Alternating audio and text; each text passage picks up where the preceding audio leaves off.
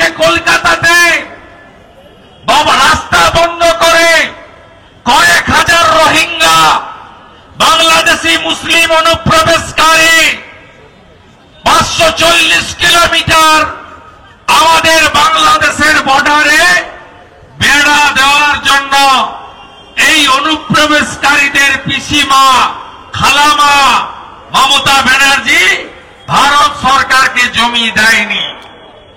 আপনারা যদি ইতিহাসটা পর্যালোচনা করেন, কথায় কথায় টিভিতে বক্তৃতাতে এই তৃণমূল প্রাইভেট লিমিটেড কোম্পানির বিভিন্ন স্তরের কর্মচারীরা, কারণ এটা কোনো রাজনৈতিক দল নয়, এটি একটি পরিবারবাদী private limited company.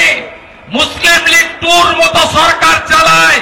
Mohammad Ali Jinnah, Mohammad Suhrawardy যেসব স্বপ্ন দেখেছিলেন সেই অসম্পূর্ণ স্বপ্নকে পূরণ করছেন খালা মমতা ব্যানার্জির নেতৃত্বে এই চোরামুলিদের সরকার।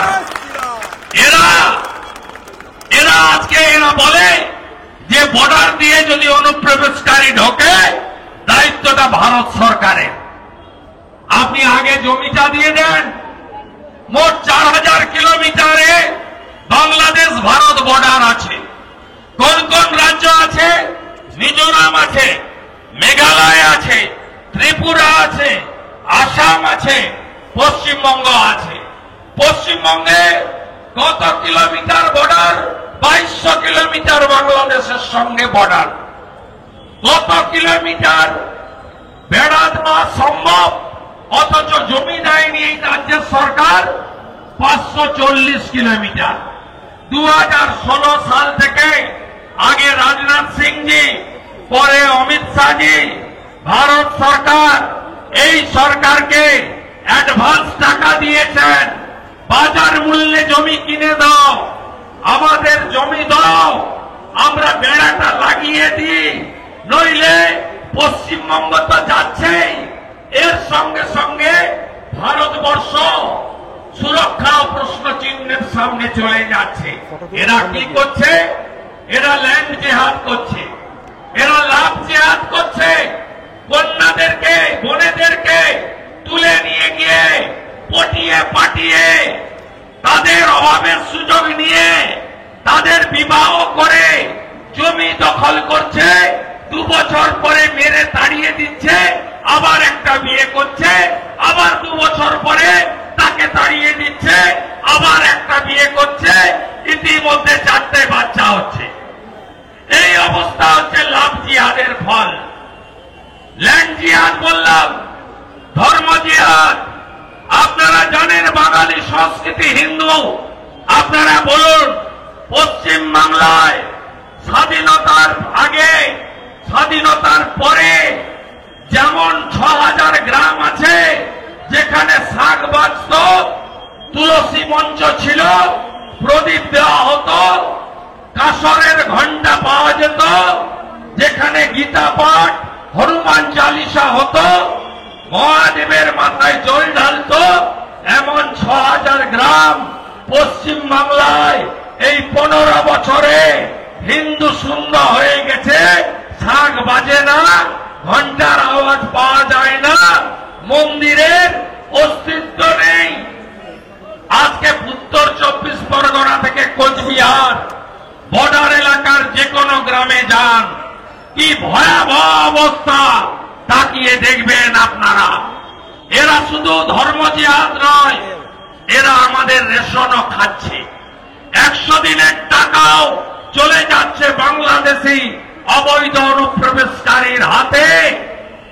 আর লাশ যেটার জন্য তৃণমূল রাস্তায়, তৃণমূলের সঙ্গে বাংলাদেশি মুসলিম রোহিঙ্গা জামাতিরা রাস্তায়, সেটা হলো ভোট জেহাদ। এরা এক একটা ভূতকে দুর্গ বানিয়েছে। শয়ে শয়ে হাজার হাজার অবৈধ ভোটার সবাই ভোট দেয়। আপনার বুথে 65%, 70% ভোট পড়ে। ওই বুথগুলোতে 100-র মধ্যে 95টা ভোট পড়ে। 100টার মধ্যে পুরুষরা সকালবেলা গামছা পরে ভোট দেয়, বেলার দিকে প্যান্ট পরে ভোট দেয়, বিকেল বেলা লুঙ্গি পরে ভোট দেয়। মহিলারা সকাল বেলা সালোয়ার কামিজ পরে ভোট দেয়, দুপুর বেলা শাড়ি পরে ভোট দেয়, আর বিকেল বেলা ক্যামেরা বন্ধ করে বোরখা পরে মুখ ঢেকে ভোট দেয়। এটাই পশ্চিমবঙ্গের আসল চিত্র। তাই ভারতবর্ষের ইলেকশন কমিশন তারা সঠিকভাবে ধরেছে।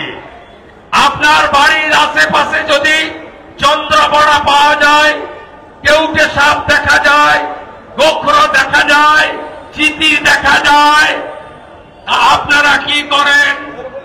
কার্বলিক অ্যাসিড ছড়ান যাতে এই সাপগুলো বাড়িতে না ঢোকে।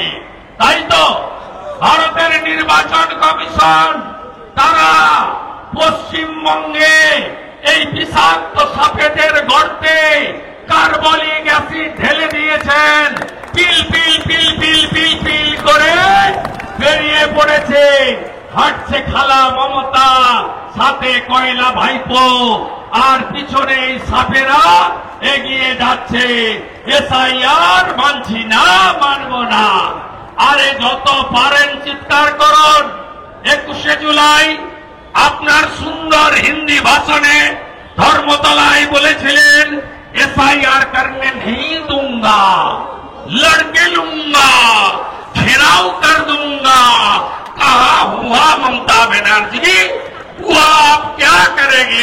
आप एसआईआर भी चालू हो गया, घर घर में फॉर्म बांटना भी शुरू हो गया। 11 तारीख का बाद फॉर्म वापस आना भी चालू हो जाएगा। 7 फरवरी वोटर लिस्ट भी आ जाएगा। और आपका रोहिंग्या और बांग्लादेशी मुस्लिम घुसपैठिया वो कहां जाएगा? ये तो मात्र स्वरूपनगरे 94টা ধরা পড়েছে। আর এসআইআর এর নাম শুনে কাঁপতে কাঁপতে কিছু পালিয়েছে। নিউ টাউনে হঠাৎ করে সকালবেলা কাজের লোকেরা নাই, তোমার দেখা নাই রে, তোমার দেখা নাই।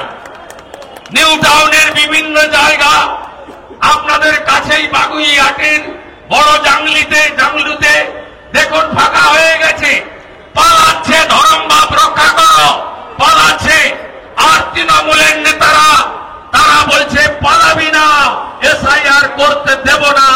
আমি চ্যালেঞ্জ করে গেলাম, আপনাদের যদি পিতৃ পরিচয় সঠিক থাকে এসআইআর আটকে দেখাবেন। চ্যালেঞ্জ থাকলো আপনাদের, চ্যালেঞ্জ থাকলো আপনাদের। ভারতবর্ষে কোন রাজনৈতিক নেতা নেত্রী, কোন অর্থশালী লোক শেষ কথা বলে না। বাবা সাহেব আম্বেদকরের সংবিধানই শেষ কথা বলে। জয় ভীম, জয় ভারত, সংবিধানই শেষ কথা বলে। এটা শুনে রাখুন আপনারা। আপনারা কিছু করতে পারবেন না। আর এসআইআর নিয়ে আমি বিজেপির কর্মী সমর্থকদের একটা কথাই বলবো, যদি ভণ্ডুল করে, বিএলওকে মারে, ইলেকশন কমিশনকে আক্রমণ করে, ইলেকশন কমিশন বুঝে নেবে। তার দায়িত্ব বিজেপির নয়। আপনি মারামারিতে জড়াবেন না। কিন্তু বিএলএ-2 যদি বিজেপির আক্রান্ত হয়, শুভেন্দু অধিকারী, শ্রমিক ভট্টাচার্য, সুকান্ত মজুমদাররা গ্যারেন্টি থাকলো লড়ে নেব, বুঝে নেব, হিসাব কষে নেব। আমরা হিসাব কষে নেব, আপনাদের আমি বলে দিতে চাই। আর ভোটার তালিকাটা ঠিকঠাক বের করানোর দায়িত্বটা কার? আপনার বেশি দায় না বিজেপির বেশি দায় না তৃণমূলের বেশি দায়? প্রথমত দায়িত্ব ইলেকশন কমিশনের, আর দায়টা ওই পিসি ভাইপোর কোম্পানির। আপনার দায় নয়। তার কারণ গত 21-এ সরকার তৈরি হয়েছিল কবে? 5ই মে 2021। 26-এ সরকার করতে হবে কবে? 2026 4 মে রাত্রি 12টার মধ্যে সরকার তৈরি করতে হবে। আরো ভালো ভালো খবর দেখতে সাবস্ক্রাইব করুন বাংলা হান্টের ইউটিউব চ্যানেল। বাংলা হান্টের আরো খবর দেখতে নজর রাখুন। বাংলা খবর মানেই বাংলা হান্ট।